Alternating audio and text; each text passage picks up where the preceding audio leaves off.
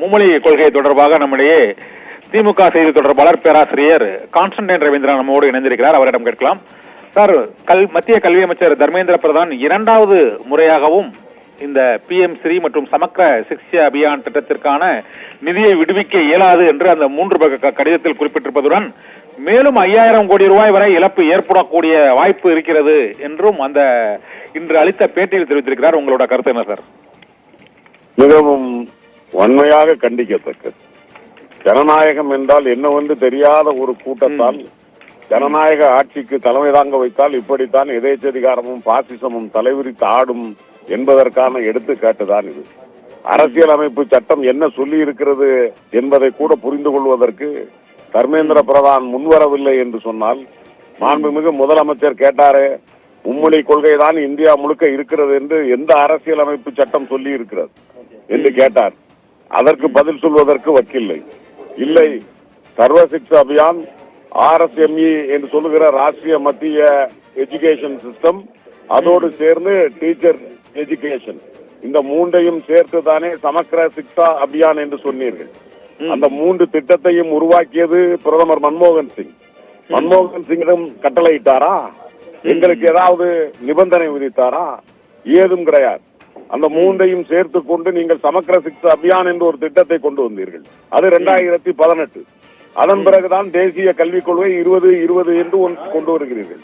இதை கொண்டு அதில் நுழைப்பது என்பது அரசியலமைப்பு சட்டத்திற்கு புறம்பானது இல்லையா? தேசிய கல்விக் கொள்கை என்பது உங்களுடைய பாலிசி. ஆனால் தமிழ்நாட்டிற்கென்று ஒரு பாலிசி இருக்கிறது.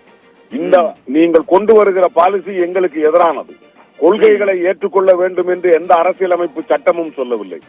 சட்டத்தை இயற்றினால் அதிலே மாநில சட்டமா அல்லது ஒன்றிய சட்டமா என்று வருகிற போது ஒன்றிய சட்டத்திற்கு முன்னுரிமை அளிக்கப்பட்டிருக்கிறது.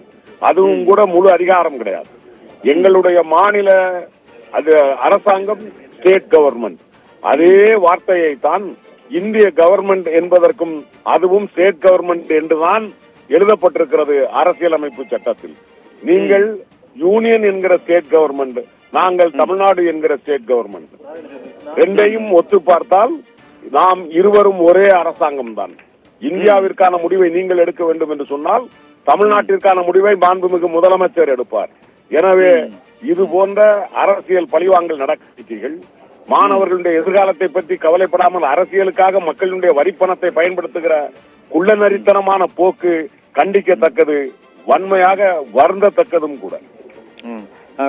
பேராசிரியர் சார், இந்த தேசிய கல்விக் கொள்கை 2020 அதை அமல்படுத்தாததால் நாடு முழுவதற்குமான ஒரு தரமான கல்வியை கற்கக்கூடிய வாய்ப்பை தமிழக மாணவர்கள் இழக்கக்கூடிய சூழ்நிலை ஏற்பட்டுவிடும். ஏழை மாணவர்களும் 3 மொழிகளை கற்க வேண்டும் என்ற உயரிய நோக்கத்தோடு தான் இந்த மும்மொழி கொள்கையை கொண்டு வந்தோம் என்று தமிழக பாரதிய ஜனதா கட்சியின் தலைவர் அண்ணாமலை தெரிவித்திருக்கிறார். அதன் தொடர்ச்சியாக தான் இன்று இந்த தர்மேந்திர பிரதான் இந்த கடிதம் மூலமாக மீண்டும் வலியுறுத்தியிருக்கிறார். உண்மையிலேயே கூடுதலாக ஒரு பாடத்தை படிப்பதில் அது என்ன சிக்கல் இருக்குது சார்? அதுல அண்ணாமலையே சொல்லுகிறார், பீகாரிலே ஒரு மொழிதான் படிக்கிறார்கள், உத்தரப்பிரதேசத்திலே ஒரு மொழிதான் படிக்கிறார்கள். அப்படியானால் 3 மொழி கொள்கை என்ன அமெரிக்காவில் நடைமுறைப்படுத்தப்பட்டிருக்கிறது? ஆப்கானிஸ்தானில நடைமுறைப்படுத்தப்பட்டிருக்கிறது? இந்தியாவில் உத்தரப்பிரதேசம் நீங்கள் சொல்லுகிற 3 மொழி கொள்கை என்று சொல்லுகிற உத்தரப்பிரதேசத்தில் ஒரு மொழி கொள்கை தான் என்று பேட்டி கொடுத்தாரா இல்லையா? நீங்கள் பார்த்தீர்களா இல்லையா? அங்கெல்லாம் ஒரு மொழிதான் படிக்கிறார்கள் என்று அவர் தான் சொல்லுகிறார். அதன் பிறகு அவர்கள் 3 மொழி படிக்கிறார்கள் என்று அவருக்கு அவரே முரண்படுகிறார். மனநோய் பிடித்தவர்களுக்கெல்லாம் நாம் பதில் சொல்லிக் கொண்டிருப்பது அழகல்ல. சத்தியம் டிவிக்கும் அது நல்லதல்ல என்று கருதுகிறேன். ஓகே, நன்றி சார். இந்த புதிய கல்வி தொடர்பாக பல்வேறு கருத்துக்களை எங்களோடு பகிர்ந்து கொண்டமைக்கு மிக்க நன்றி.